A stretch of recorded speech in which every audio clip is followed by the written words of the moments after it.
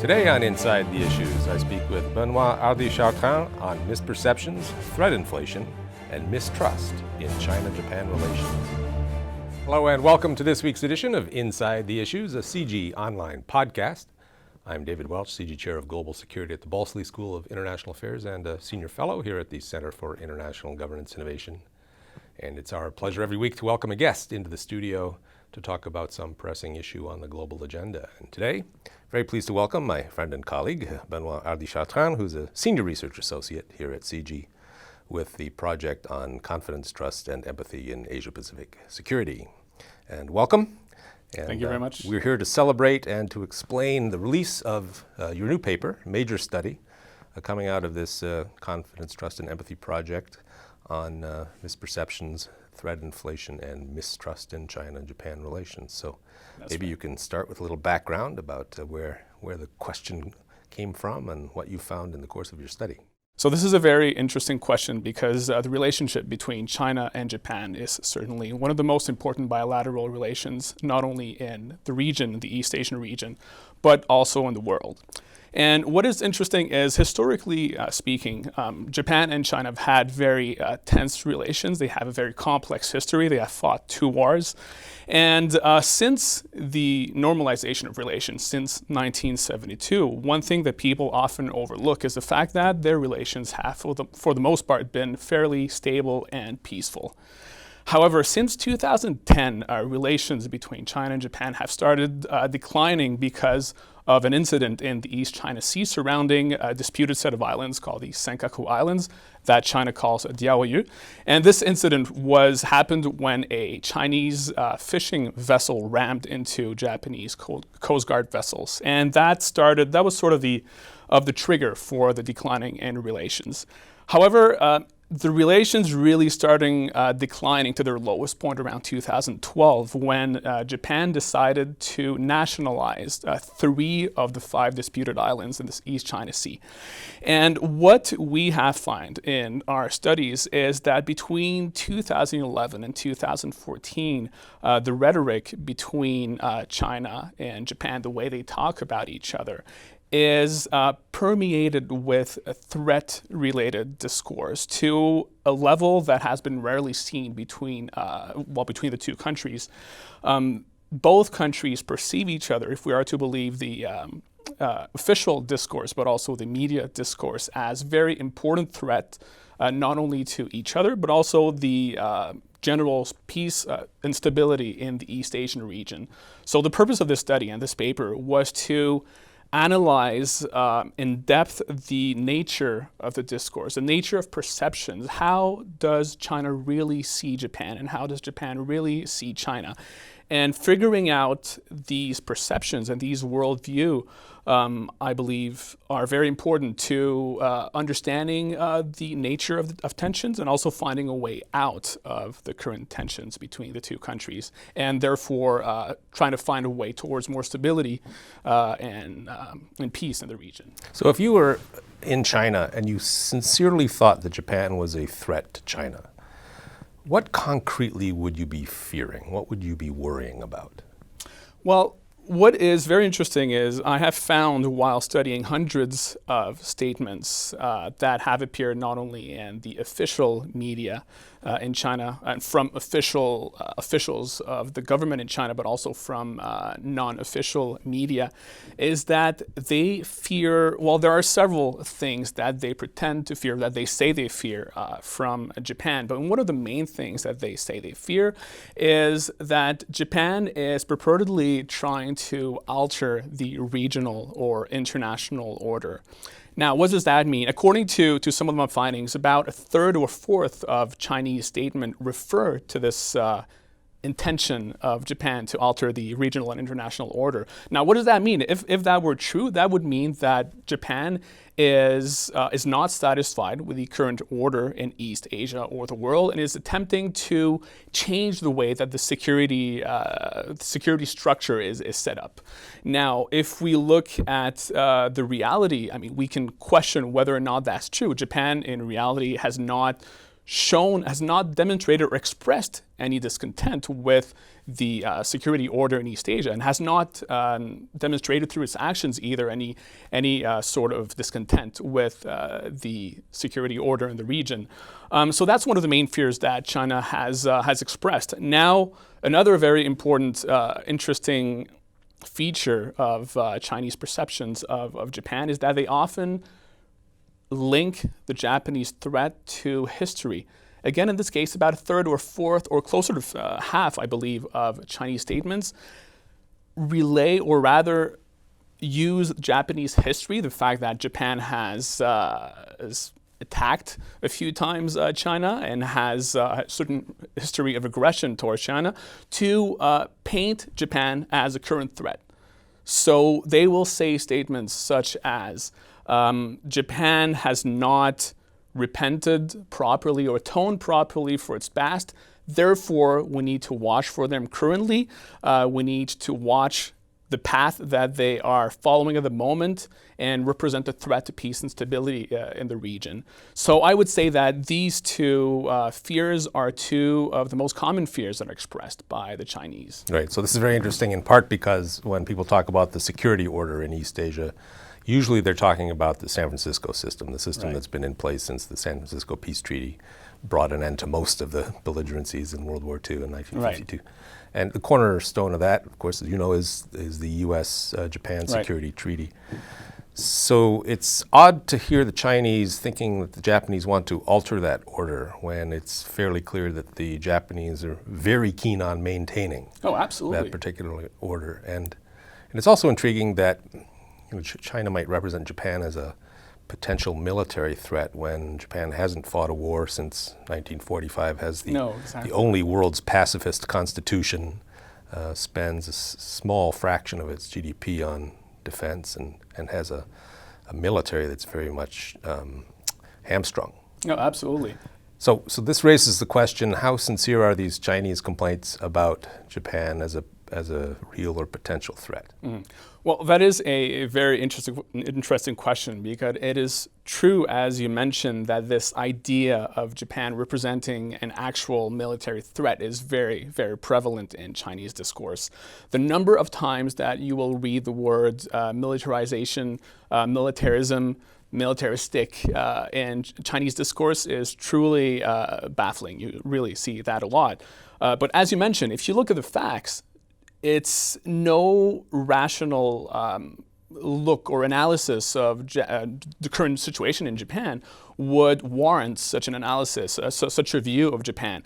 As you mentioned, the military budget as a measure of GDP remains very low in Japan. It always has been around 1% for the last few decades, which is much lower than what you see in China, which is about 2%, or even South Korea, which is about 2.6%, and obviously much lower than North Korea. So compared to its neighbors, Japan's military budget remains quite low.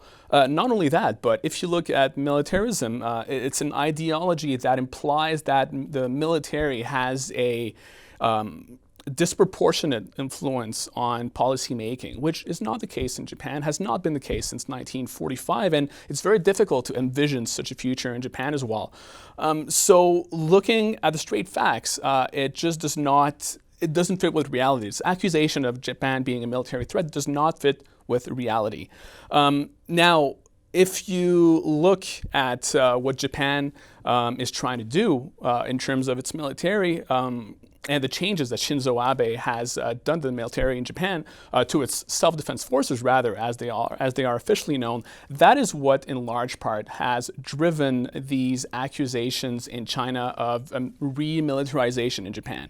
What Shinzo Abe has tried to do in Japan since his election in 2012 has been to normalize or pursue the normalization that has been already underway for a few decades in Japan, which means normalization refers to Japan wanting to have the capacity to devise a completely independent foreign policy, which under the current constitution imposed by the Americans is quite difficult to do. So what Shinzo Abe has done is, since his election in 2014, he announced that Japan would reinterpret its constitution in order to allow for collective self-defense. And that is quite a new development in Japan. Although collective self-defense is permitted under the UN Charter, under the Japanese Constitution, it is officially forbidden under the interpretation that had been the official interpretation since 1945. So now Shinzo Abe has changed through legislation this interpretation, and now, for example, Japan can come to the aid of an ally, namely probably the United States, if they were to be under attack by, say, China or North Korea. And simply, this right that is already allowed, that is already exercised by any other country in the world, made, to a certain extent, understandably, it made other countries in the region, South Korea and China, a little bit wary of this change. But when we look at the evolution of Japanese defense policy in the last few years, the last few decades, but mostly under Shinzo Abe, these are very incremental steps. It is not the watershed moment that it has been portrayed in China or by many Western analysts as well. So there's certainly an evolution in Japanese defense policy, but to portray this change as a completely new development, or as a completely revolutionary change in Japan is off the mark. So to what extent do you think this Chinese perception is genuine, sincere misperception, and to what extent is it tactical or strategic, right, intended to keep Japan on its back foot and keep attention off of what's happening, say, for example, in China, or what China is doing? Right, and that is a very interesting question that has occupied the thoughts and analyses of many people in Japan and foreign ministry. If we look, one of the features in the tables and our findings, which I think is very interesting, is the fact that up to a third of Chinese statements about Japan do not even attempt to explain what kind of threat Japan is. What I mean by that is, instead of saying very specific things such as Japan represents a threat for China because of its direct actions in the East China Sea, because it has increased its military budget, what it does normally is simply paint in very broad strokes an idea of Japan that we need to watch for. Japan, for example, they will say things such as Japan is currently striding a path that is dangerous and we need to watch for their actions. So these are very generic terms. They will not attempt in up to a third of these statements to really qualify what kind of threat it is. Now that raises certain questions. Is it because China, the officials, believes that the Japanese threat is a given and that they do not need to explain it? Or is it because they know they do not have real grounds to explain or to justify their depiction of Japan as a threat? Now, I've spoken to quite a few officials in the Ministry of Foreign Affairs in Japan, and certainly the idea that China is attempting to play up and to inflate the Japanese threat is very common and has gotten a lot of tractions in Japan. And frankly, as I said earlier, if you look at Chinese statements and the reality of current Japanese defense policies, it's very difficult to see how Chinese people or Chinese officials really believe those things that they say about Japan. So to a very large extent, I believe, and a lot of people in again, foreign ministry in Japan believe so, that it's a political tool for China. To use the idea of Japan as a threat is a way to keep Japan on its toes, for one, and it's also a way to make sure to garner support for the Communist Party. As many countries or authoritarian countries do, they need an enemy to kind of create a rally around the flag effect. North Korea does the same towards South Korea and the United States. Now China has clearly been using Japan as the sort of boogeyman in the last few years. United States is also increasingly being a target of such accusations in China. But so certainly using Japan as a threat is a very convenient way for China to make sure that the people support the Communist Party, which portrays itself as the only true defender of China's national interests. So let me ask you about the other side, Japanese threat perceptions of China. What are they, and how sincere are they, and how tactical are they? Okay. It's very interesting because if you look at the way that Japan perceives the Chinese threat, they tend to use threat-related discourse or threat-related words and rhetoric to an even greater extent than China. The difference is not that important, but about 80% of Chinese statements on Japan paint Japan as a threat, and whereas about 90% of Japanese statements on China paint it as a threat. However, while both countries tend to use to a very large degree this threat-related rhetoric, the nature of the discourse is quite different. Whereas the criticism emanating from China tends to be quite a lot more strident and tends to use a lot more sensationalist coverage of China. The Japan coverage of China, both at the official and non-official level, tends to be a little more tame. Let's put it this way. However, they are very worried about certain aspects of China policy. Now, the main worry, the main threat that is perceived by Japan is threat to territory, mainly, of course, related to the Senkaku Island dispute in the East China Sea. So if you look at some of the statistics, about close to 70% of Japanese statements on China paint China as a threat towards territory. So that's by far the main fear of Japan, if we are to believe the rhetoric, both official and non-official. Now let's look at the reality. Does China really, do its actions warrant such a view of China? There is no doubt that China's action around the East China Sea, and East China Sea is not the only situation. We could also refer to the South China Sea situation. Its actions have undoubtedly, or would undoubtedly, warrant or raise concerns in any country around the world.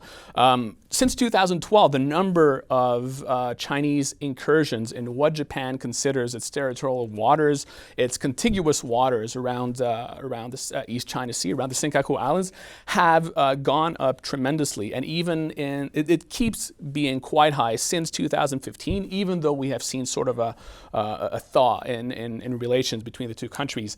Now, does China really pose a threat to the Senkaku Islands? Because that's really what we need to worry about. China so far, and that's something that tends to be overlooked both by Japan, but by most observers of the situation, is that China has not directly threatened Japan's control of the islands. They have not come even close to attempting to land on these islands, for example. They have not fired a single shot. What they have done mostly is create a presence around the island. They want to create the impression. They want to appear as if they pose a threat to Japan's territory. They need to, again, although the Chinese don't acknowledge it as Japan's territory. No, they absolutely no, they don't. So they don't think they're threatening anybody's territory. No, absolutely. You look at the rhetoric. They keep saying that it's absolutely our right to patrol our waters, because for them, the Diaoyu Islands, as they call them, is their own territory. However, so that's why. So you see a lot more patrols, not only vessels, but also aerial patrols around these islands.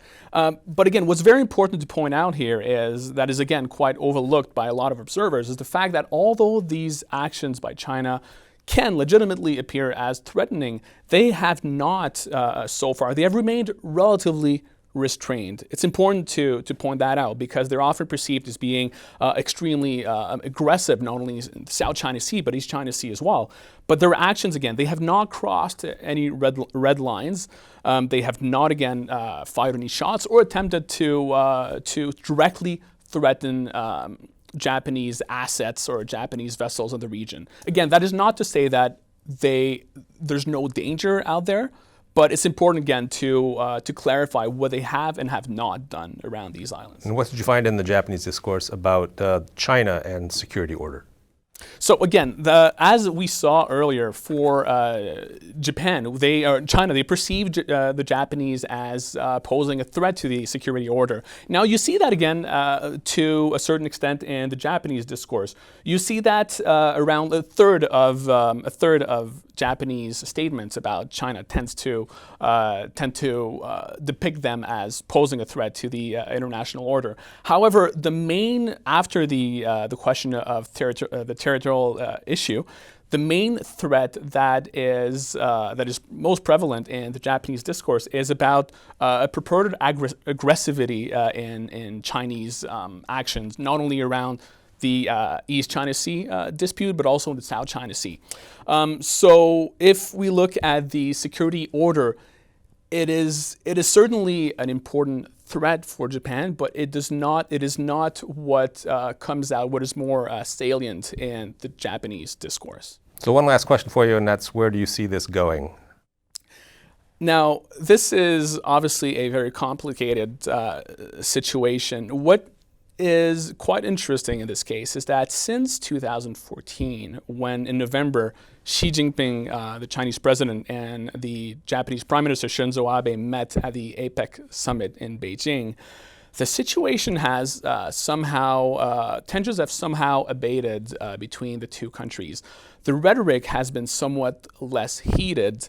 There is less criticism on both sides, but what you see, so although you see a sort of thaw at the official level, on the ground there isn't that much difference.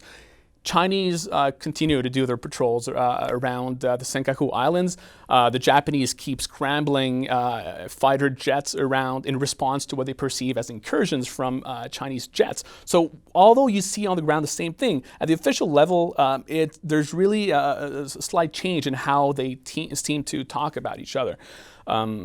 And also, there has been a lot more contact at the official level. There has been a few meetings now between Xi and Abe since 2014. So there really has been a change in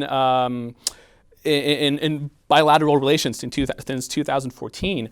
Now, what's really interesting is, while the situation in the East China Sea was probably the most tense in China's neighborhoods until 2012, 13, 14. Now the situation in South China Sea has been occupying much more, has been taking a lot more time for the Chinese Foreign Ministry and the Chinese leaders. As we know, the tensions have been quite high in the South China Sea between China and 6 claimants in that body of water.